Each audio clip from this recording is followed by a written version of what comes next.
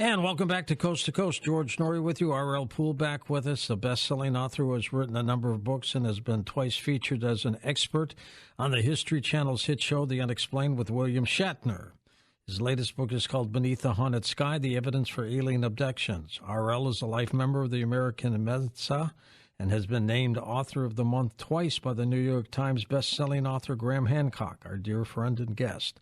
His YouTube channel, The Haunted Sky, takes a scientific approach on the issues and evidence surrounding the existence of extraterrestrials, alien abductions, and exopolitical strategy. R.L., welcome back, my friend. How are you?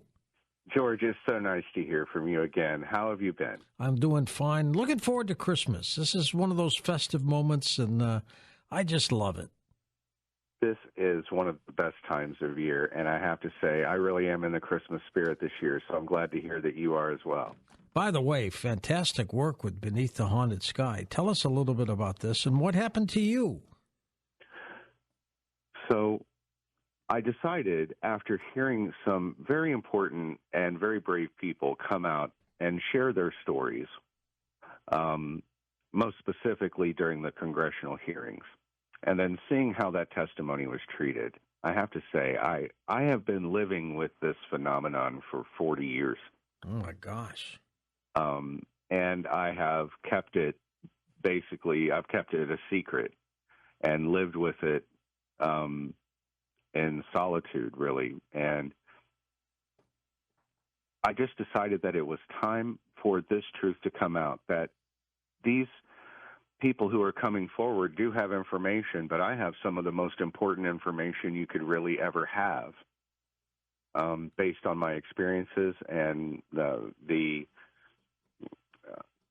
communications that I have received and things like that, that I have investigated my own sighting and abductions and wrote a book about it. The sketches you have sent us that we have posted at coasttocoastam.com are fantastic, and they look like typical alien grays. Am I right? Well, first of all, thank you. I don't consider myself to be much of an artist, but but yes, the ones that I've had these experiences with, that I've been abducted by, and that I have been communicated with, are known as what we call the grays culturally. How many times have you been abducted separately? I think over the course of 40 years, it would be difficult to estimate, but I would say I am taken at least 6 to 8 times a year, every year. Oh, my gosh. And this started at what point? My first experience happened when I was around 6 years old. I had gone to bed on a cold winter night in about 1978, or the new year of 1979, and I was about 6 years old. And I had gone to bed wearing my very cool Spider-Man pajamas, which I loved very much, but they were becoming a bit tight on me. But I was fond of them, and I remember that was... Did they have the feet, too, at the time? They did. They were the full-body Spider-Man pajamas. When I wore them, I felt like I was Spider-Man because of the feet. But anyway, they had become so snug on me that my mother had threatened to cut them off at a certain point, and I realized that this was the last night I was probably ever going to get to wear my Spider-Man pajamas. So that's why I remember this night so well. And I had gone to bed normally, and the next thing that I remember is the color blue. I just see blue, and I didn't realize that I was awake. My eyes were open, and the reason I was seeing blue was because I was staring up at the sky. And I was staring up at the sky because I was standing in my backyard in the snow, and my pajamas were gone, and I was just standing there barefoot, naked in the snow in my backyard, staring up at the sky and I didn't understand what was going on, and I just stood there and looked around, and I was very confused. And I looked down at my feet, and I was actually so warm that my feet had melted the snow around my feet, and I could see the grass below. And beside my left foot was a small toy that I dearly loved, and it was a little flying saucer toy, and it had a little capsule on the top that you could put a little passenger in, a little guy in there. and it was sitting right beside my foot in the snow. And so I don't know what to do, and I'm just looking around, and I keep looking at the sky, but I don't know why I keep looking at it. And then I hear commotion behind me, and I turn around, and my mom and dad were barreling out of the back door toward me through the snow, and there were no footprints in the snow. When I turned around to see them, I heard the back door open, and when I turned, I could see that the snow was just a perfect blanket, and they came crashing through it as they came to get me. They must have been panicked seeing you outside like that. They were freaking out. They had, the way that I had received them was, they've been looking for me a while and couldn't find me and were already beyond reason and were panicked. And they were, and I didn't move. Even when they came out, until they came over and physically touched me, I didn't move, as though I had been like ordered not to move from that spot or something. And I think I was just in a state of shock from the experience. Did you explain to them, RL, why you were out there, or even at the age of 6? I mean, did they understand what was happening to you? I didn't know what was happening to me. They asked me a million questions. Where are your pajamas? What are you doing? What are you looking at? And the only answer I could give as this little shocked 6-year-old boy is, I don't know. I don't know. And so they got me back inside, and they put me at the dining room table, gave me a blanket, and my mother is bringing me a cup of hot chocolate to warm me up, and they were convinced I was freezing because I was standing outside naked in the snow. Right. You should have been. But I wasn't. I was actually sweating under the blanket. I didn't.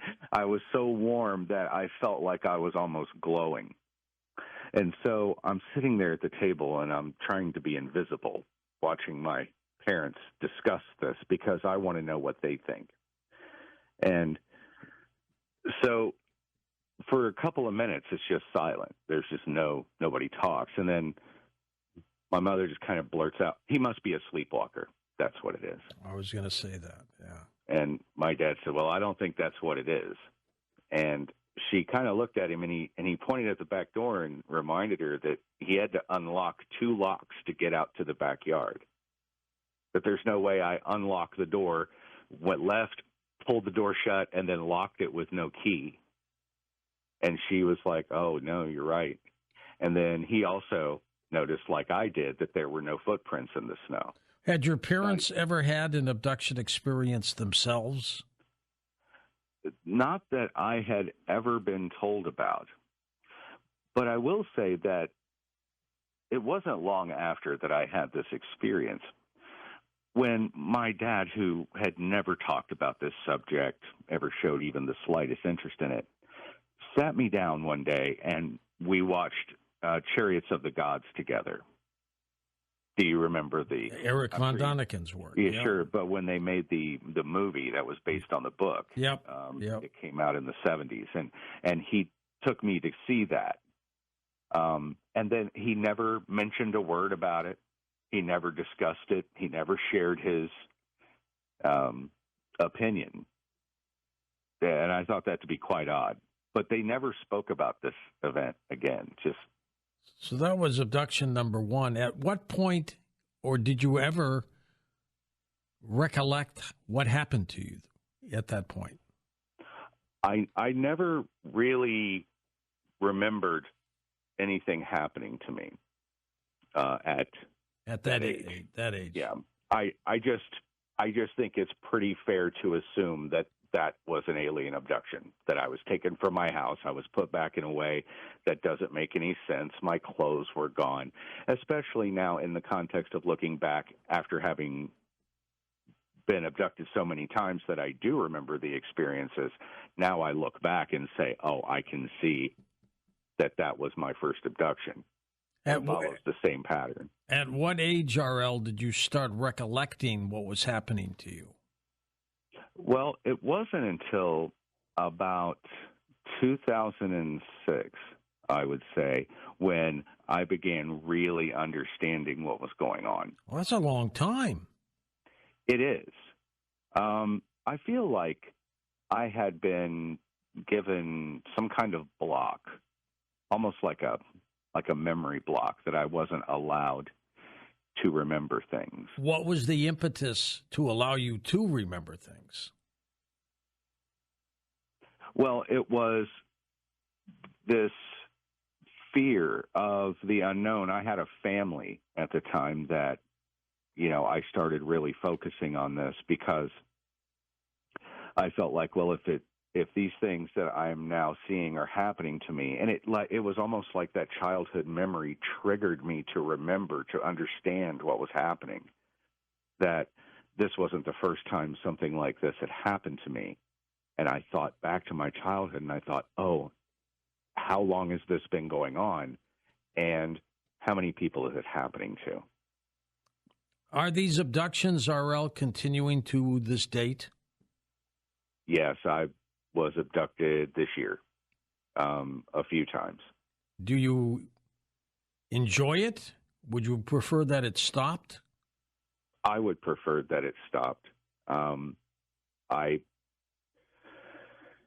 feel like it is a violation of every form of human sanctity. It is a physical violation. It is a violation of your home. It's a violation of your safety. It's a violation of your peace. It is a violation of your person. And it is done without your permission. Do they just put you on a craft? Do they take you to another planetary system? What do they do with you? My personal experiences have been I will be taken out of my house, and I will be in a craft, and then something will happen to me on the craft, and then I will be returned back to my home. And they do certain things which I will recognize. I've been taken so long that I've been able to pinpoint some specifics as to knowing, was I abducted or was I not? And one of the things is the abduction hangover, as I like to call it. What is that? It's you wake up at 2:30, 3:30 in the morning. You sit straight up in bed and take a breath as though something's wrong. And you're wide awake, right? And you're wide awake. You're fine. There's nothing. You're just sitting in your own dark bedroom. And then all of a sudden you will feel sweaty. I have a headache. I'm super thirsty. I want to drink all the water in the world. I just want to brush my teeth, wash my hands, wash my face. I feel gross. Wow. I feel as though I've been touched everywhere, handled, I guess is the best way to say it. I feel as though I've been handled, and I want that feeling off of me. But the one other thing that is extremely consistent and actually documentable is I always end up with a set of these two little marks on my hand, and it's usually my right hand that it ends up on. But it's these two little dots, these two little needle points. Implants? Not implants. It's almost like an injection site. Ah, okay. And I do have an implant, and we can talk about that. But the way that I generally confirm, I'll wake up with that feeling, that abduction hangover, and then I will check myself over for any injuries, and I will have this consistent set of two little needle marks on my skin, about 1/4 of an inch apart, in a very distinctive little pattern. And I actually show these pictures in the book, Beneath the Haunted Sky, so people can use that to compare them to their own if they would happen to have any, and be able to see if they're being abducted as well. Let me ask you the title of the book, Beneath the Haunted Sky. What does that mean? For me, it's a very personal title. And thank you for asking that, because I think a lot of people will just read the title and gloss over it. But what I like about you is that you want to get to the bottom of things that you don't know. Yeah. Beneath the Haunted Sky, it's the way that abducted and non-abducted people see things is often very different. Many people who have not been abducted look up at the sky and they see a beautiful thing. That's right. They see clear blue color and sunshine. A full moon. A full moon. They see all the possibilities. But I don't. I see the reality. And that, for me, makes it appear to be a haunted sky. Dr. David Jacobs, RL, believes that these visitations are not friendly. I'm beginning to sense that this abduction cases with you has not gone well.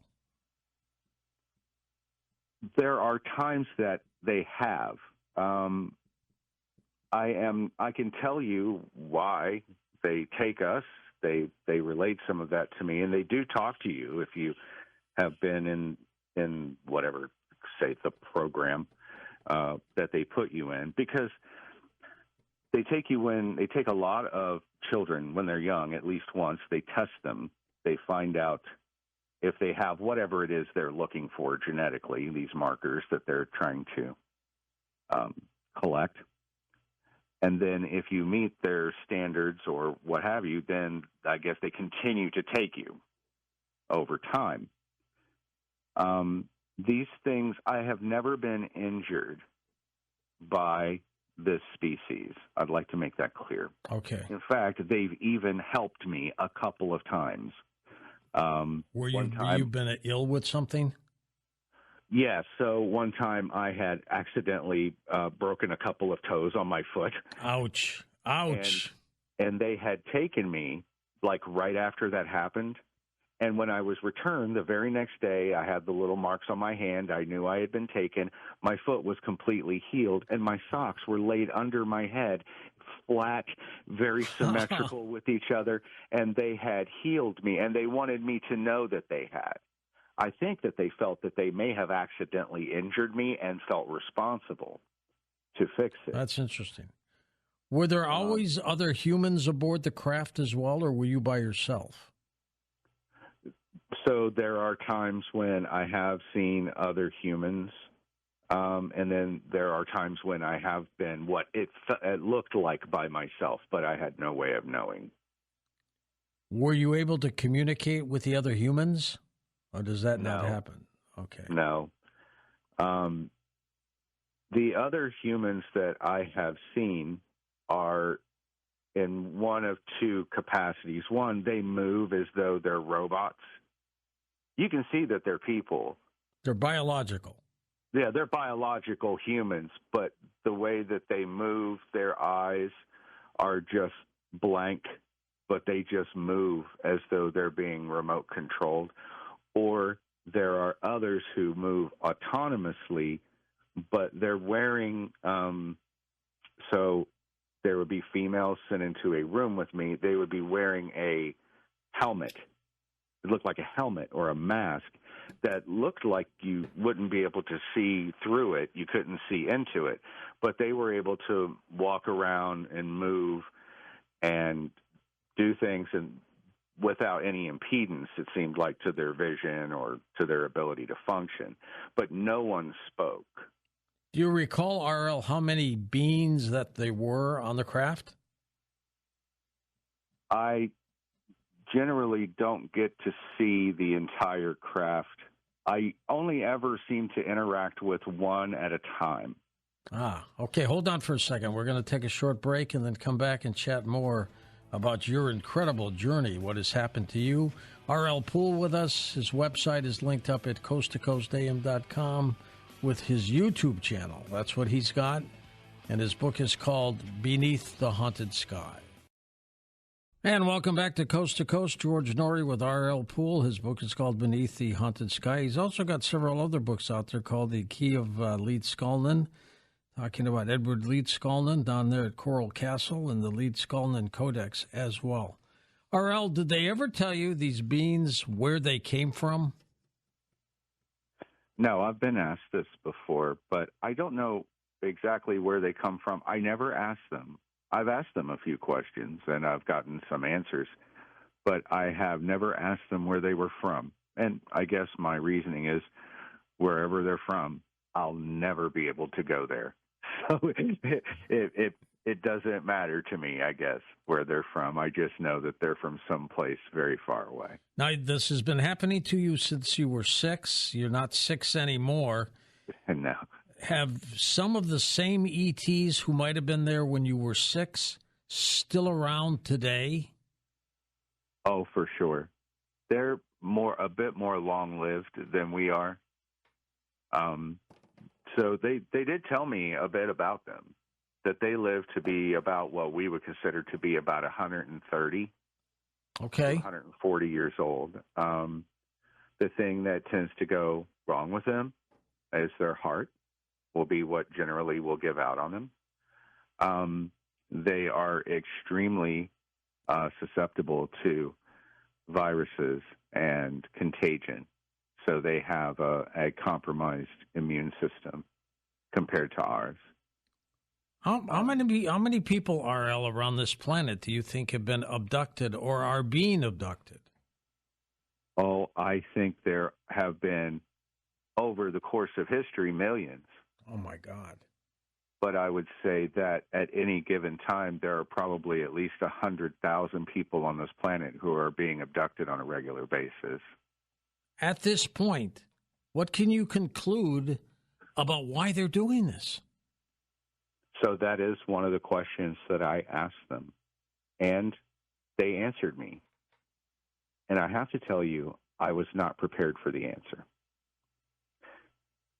It took me a while to understand what they were saying, because that's the real question, isn't it? Why would an advanced extraterrestrial species be interested in us? Exactly. What do we have to offer them? Right? And so the being met with me, and they said, what happens when evolution stops being your friend? And I didn't understand the question. I was like, what? So what happens when evolution stops being your friend? And it was an idea I had never considered. How could evolution ever stop being your friend? It's the key to everything that leads to advancement. It should be. That's right. Right. Propagation, mutation, evolution. The concept of evolution is the dream of every species to further its advancement. But what they told me is that their species is ancient, billions of years old, born into the cosmos when it was a much earlier age. And because of this, evolution has gone from being their greatest ally to their certain doom. You see, the key to this species' abilities lies in the advancement of their minds. Their brains are twice the size of ours, even though their bodies are less than half of our size. And they explain that as their brains have evolved to become larger, their bodies have had to become smaller and more efficient as the energy requirements of their seemingly infinite intellect demands more and more from them. And the species has encountered other physical problems. They're being born sterile. Some are being born without any genitalia whatsoever. The females of their species have become so small that even if they conceive, they can't carry their young to term without it killing them. And their species is so old and they are so highly advanced that they're actually beginning to evolve out of existence. The brain is taking over the demands of the body, and the body is almost like being phased out. And so they realized that this was happening to them a long time ago. And so they enacted a plan to reset, to trick evolution, to reset the clock. And what they're doing is they found a hardy life form, which are humans. We're big and we're strong and we're tough and we're resilient. We just don't happen to be exceptionally bright as a species compared to them. Species, that's right. So what their plan involves, they're combining themselves with us. And so what they did was they tweaked us initially. When they found us, they tweaked our DNA and created regular humans from our previously evolved state. And then once they saw that that wasn't quite going to work, then they took the best of us and they combined their DNA with ours, and they created the new species. Are we the only planetary system, RL, that they're doing this to? No. but we have a specific designation. They call us the planet of the children. We're called the planet of the children. Well, at least they don't say we're the planet of the apes, huh? Well, right. But they call us children because we are kept naive. We still believe there's a Santa Claus. See?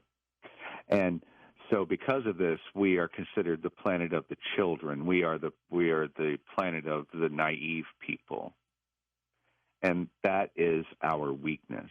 Are you telling me we don't have Santa Claus? I will leave that up to you. Don't put me in that position. I mean, a week before Christmas, you're telling me there's no Santa Claus? I'm not saying there's no Santa Claus. I'm just saying that I have met aliens, but I haven't met Santa Claus yet. So that's all I'm saying. When you became aware in around 2006 that this was happening to you, were your parents alive at that time? My parents are alive, but we haven't had contact in many years.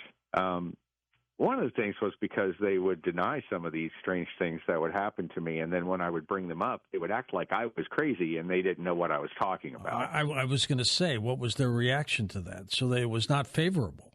Oh, no, it was complete avoidance to the point of trying to gaslight me to make me look as though I made it up when we all knew this happened. And then I would say, you remember that time? They would say, I don't know what you're talking about. And okay, that's difficult to have a relationship with a parent when they won't acknowledge you. If they're listening to you with me right now, RL, are they cringing? What do you think's happening? I would imagine somebody has their head down looking at the floor right now because they know what I'm saying is true, and I think they never thought that anyone else would listen to me. I think they would wish that they had listened. And how old were in 2006? If I can ask you, how old were you? Oh, I was married. I was a young man. I was married with a young son. So I was, I don't know, 30. So they couldn't come and get you, take you to a doctor or a psychiatrist to say, what's he talking about? What's going on? They could have done that when you were 6, but they couldn't do it when you were in your 30s. Right. Actually, I went and got some tests done on my own because I wasn't sleeping at night. I wasn't, showering properly. I was doing all these things that really, really depressed people do. And I had declined in my psychology.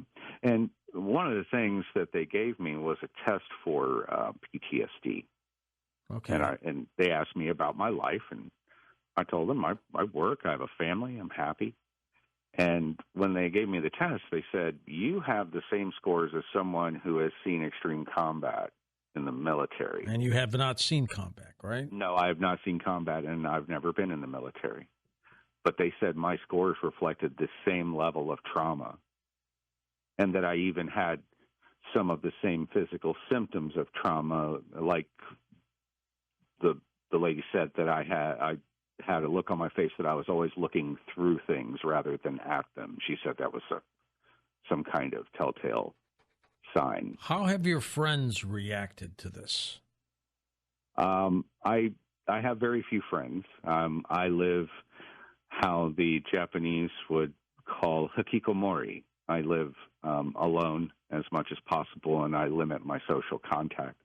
However, I have to say I have found many, many new friends lately because of this very thing, because I have been sharing my truth and my experiences, and I've been presenting the evidence to corroborate those things, and I have been finding myself in the company of better and better people ever since. I would guess, RL, that people with your similar experience would embrace you.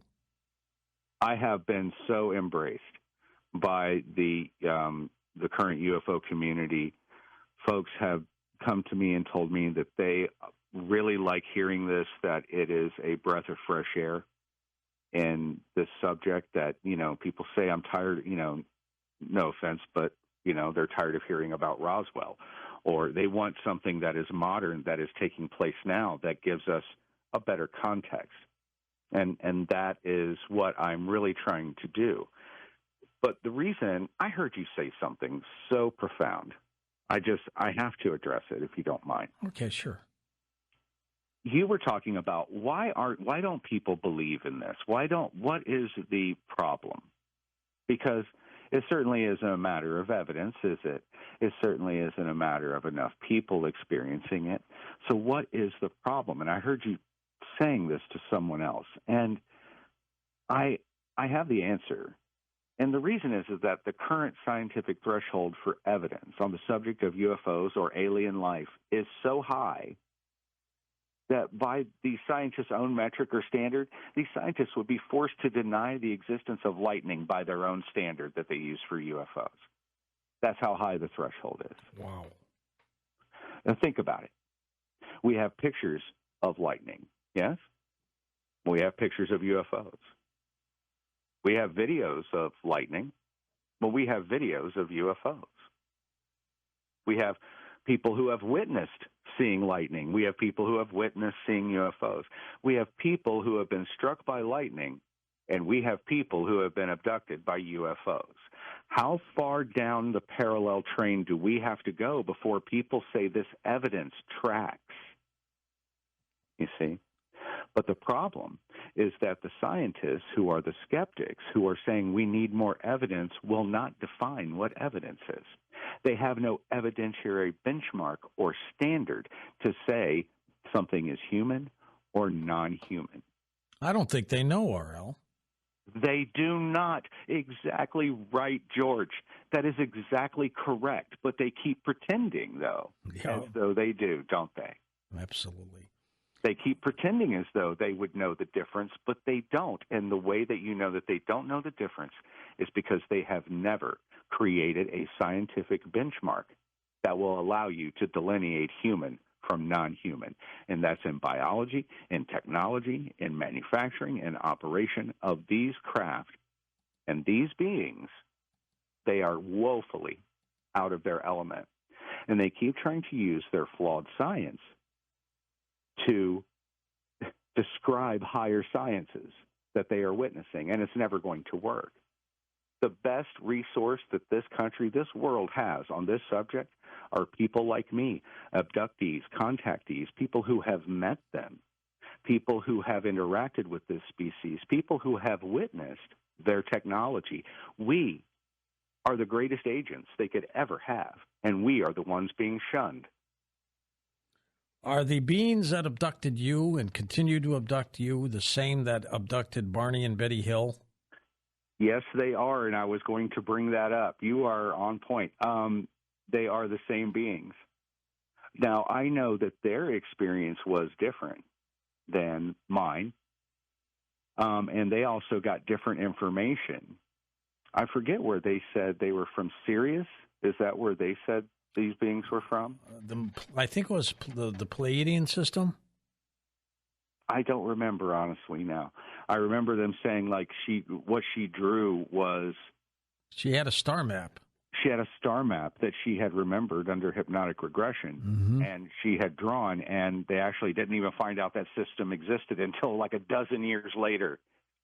And see, these are the people who should be focused on, who are presenting really good evidence, who are being 100% honest. That, you know, in my book, Beneath the Honest Sky, I show you every bit of good evidence that I have, my best pictures, my most memorable experiences, the most important information that I've been told. And then what we have to do is we take this evidence with this testimony, and now we start compiling a universal field guide for UFOs and alien beings, and start educating ourselves without waiting for the government's permission, without waiting for scientists to give us the okay. We need to take our responsibility for our own global security and start making it happen. Can you describe what the inside of the craft looked like? I have two very memorable experiences of being inside one of their craft. they're going to leave you a bit disappointed. In one, I'm laying on a table. This is the night I got my implant. Yeah. And I was I was having a dream that I was looking for my family. I often have that kind of dream where I'm looking for people that I love and I can't find them. And all of a sudden, I snap out of the dream, and my eyes are open, and I see white, and all I can see is like white light. And I look around, and it is literally a featureless place. It feels like a dome. The room seems to be shaped like a dome, and the walls are like LED television screen white.